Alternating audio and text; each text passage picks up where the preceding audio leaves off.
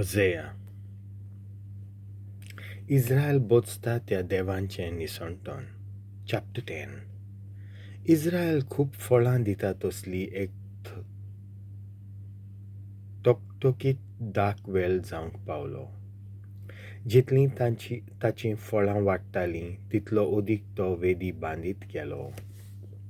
जितलो ओदीक ताचो देस गिरेस्त जातालो तितले ओदीक तो आपले पवित्र खांबे गिरेस्त कोत्तालो. दोशीं ओडोन वेता तसलें कालीच तांचें.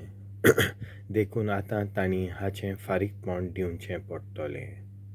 सर्वेस्पोर आपुणूच तांच्यो वेदी मोडून उडयतलो आनी तांच्या पवित्र खांब्यांचें निसणटण कोत्तलो. तेन्ना तीं म्हणटलीं, आमकां राजा ना, कित्याक आमी सर्वेस्पराची भिरांत दवरूंक ना.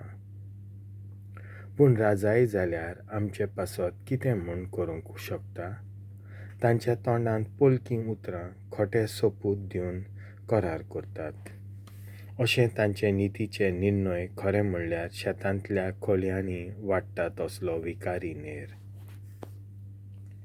Beth-Avenachea पाddकुleak लागून सामारियंत रावतात तीं कामतलीं. थंयसरलो लोक ताचें दukh कोत्तलो, तशेंच तांचे puzari-i दukh कोत्तले. कित्याक ताची महिमा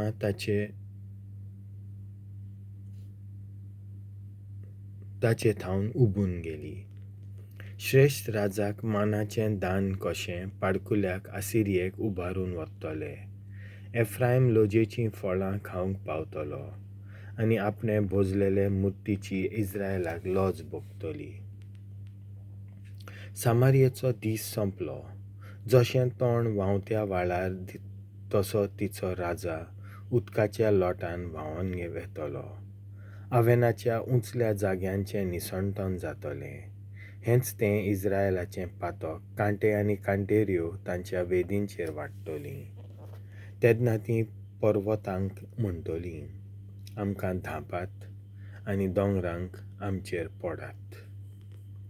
इस्रायला, जिब्याच्या दिसां थावन तुवें पातक केलें.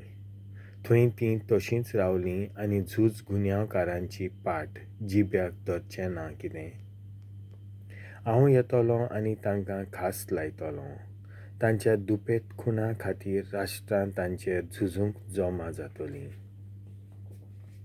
इस्रायलान सर्वेस्पराचो बोरमासो भोंगयलो. इफ्रायम एके बरे भाशेन शिकयल्ली पाडी मोडूंक ताका बरें दिसता.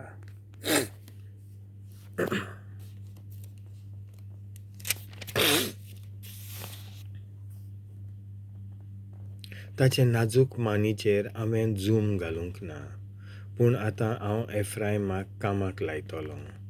जुडाक आतां शेत नांगरूंक पडटलें. जाकोबाक दिफलां फोडचीं पडटलीं. तुमचेच खातीर प्रमाणीकपण वोंपात आनी विस्वाशी मोगाचें पीक लुवून काडात. रोयनासतना सोडलोली तुमची जमीन नांगरात. सर्वेस्पराक सोडूंक वचपाचो वेळ हो. मागीर तो येतलो आनी दयाळायेच्या नितिवंतपणाचो तुमचेर पावस घालतलो. तुवें कसलेंय खोटेपण लुवून काडल्याय ओनीत आनी खेलीं फोटिंगपणाचीं फळां. तुज्या रोथांचेर तुवें विस्वास दवरलोय आनी तुका खूब झुजारी आसात म्हूण तूं तांचेर पातयेवन रावलोय देखून. तुज्या लोकां मोदें गळबळ जातलें आनी सगळ्या तुज्या खोटांचें निसणटण जातलें. जशें झूज पेटलें तेन्ना शालमानान बेत आर्बेल ओसाड करून सोडलें. आनी तेन्ना आवयांक आनी तांच्या भुरग्यांक धरणीर आपटून तांचे कुडके केले. तशेंच बेथेला तुज्या व्हडा खोटेपणा पासत हें सगळें फांत्या पारार इस्रायलाचो राजा सारको नाच जातलो. देवाचें उतर.